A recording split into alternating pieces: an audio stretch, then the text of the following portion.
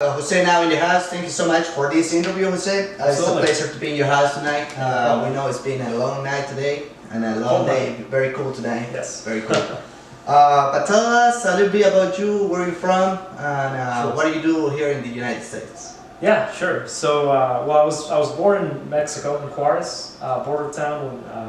Moved to the United States when I was 6, back in 1998, and I've been here ever since. So now I'm in school, working on my bachelor's degree. I'm about 10 classes away. Oh, that's cool. Very cool. Yeah. What are you studying for? Business, finance. Business. Yeah.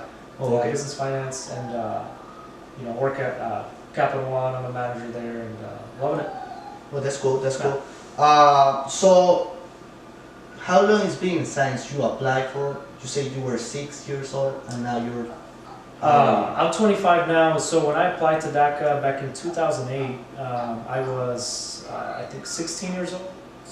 Okay. Actually. So, what type of documents can you obtain when you are one of the beneficiaries Of DACA? of DACA? Yeah, so DACA, so what it stands for is Deferred Action for Childhood Arrival. So it's basically two things. So it stops you from getting deported, basically. It puts a hold so that you are protected from deportation, and then it gives you a work permit as well. Okay, so you can obtain actually driver license. Right.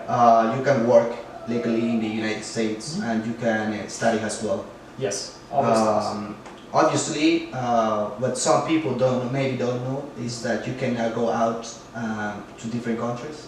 Yeah, so that's one of the downsides of it, of course, is that, you're shielded from deportation, but you're not given permission to enter the country. So Once, let's say, if you want to go to Mexico and then you would like to decide come back to the United States, you can't, no, you can't cannot. do that. So you have to stay here while you're a part of this program. Okay, and now we're having a huge debate all around the United States about the dreamers. And do you consider yourself as a dreamer? Yeah, of course.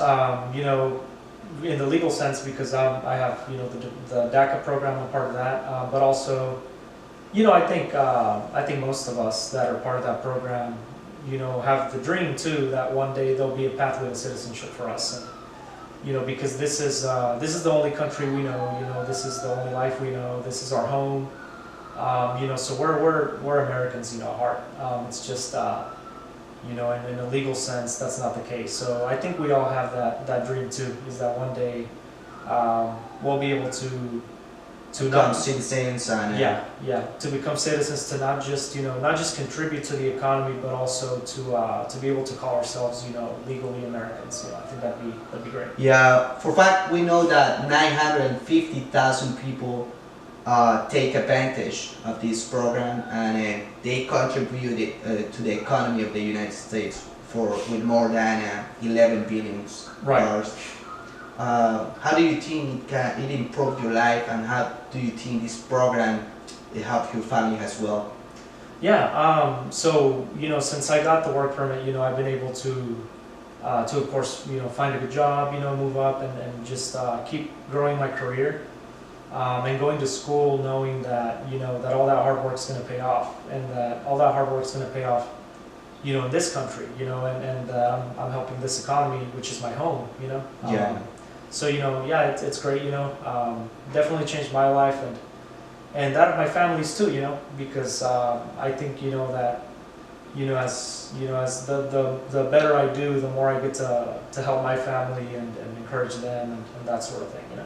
Yeah. Now, so would you like to share with us, as a part of your experience, what will be the best advice for the dreamers, and the best advice for those people who support DACA as well, or for those people who are pushing and protesting or going out to Washington D.C. and trying to let them authorities have a voice and So I don't think there's anything wrong with with making their voices heard. I think that's good. I think that's that's one of our rights as people, right, is in a democracy, is to make our voices heard. I think that's there's nothing wrong with that. I also think though that you know, we should just be cautious with the tone in which we protest. Make sure that we're not, you know, using you know, negative language against, you know, people in the government, that sort of thing, because, you know, as great as this program is, we're not entitled to it. You know, it's not something that this country owes us. It's a privilege, you know, and as a privilege, I think that that we need to treat it that way, and you know, we shouldn't.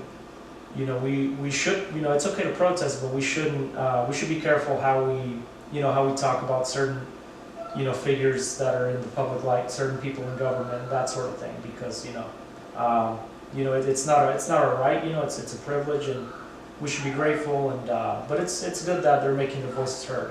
Yeah. Now, what would be the best advice for those people that are like you know, that they came to this country one day without documents, without papers, and now they have this great benefit from the government, and they are trying to make their lives as well. Yeah, yeah, I would say, you know, just you know, don't take it for granted. You know, don't take it for granted. You know, be grateful for it, and you know, I think the best thing we can do, the best way for us as Dreamers to protest or to make our voices heard is to Still contributing to contribute to the economy. Yeah, to contribute to the country, to contribute to the economy in a positive way. I think that's the best way that we can protest, or that we can show people that that DACA is a good thing. You know, is you know, not so much the. I mean, yeah, the physical protesting is good, and it's an important aspect. But I think the most impactful thing we can do is just to be a big contribution to the economy, because I think you know, if we're a big contribution to the economy, if we're a positive addition to this country, to the culture, then it's not going to make any sense to end the program or to send us back. You know, so yeah. So the last thing is that I want to ask you, because I feel part of this, you know, I feel part of these people because Sure. you know, I'm not from the United States, Mhm.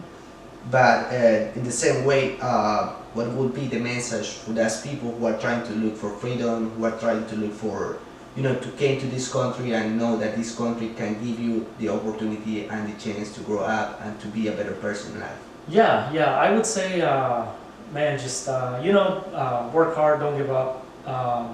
You know, I truly believe that, you know, if you put in the effort, you work hard, you know, you can get anything. You know, in this country, you know, in a democracy, you know, I think if you know, you work hard, you stay consistent, stay motivated, you know, you get what you want out of life. Period. I think that goes for anyone. Okay, thank you so much for this interview. I hope you have Thanks, man. Thank you. You too.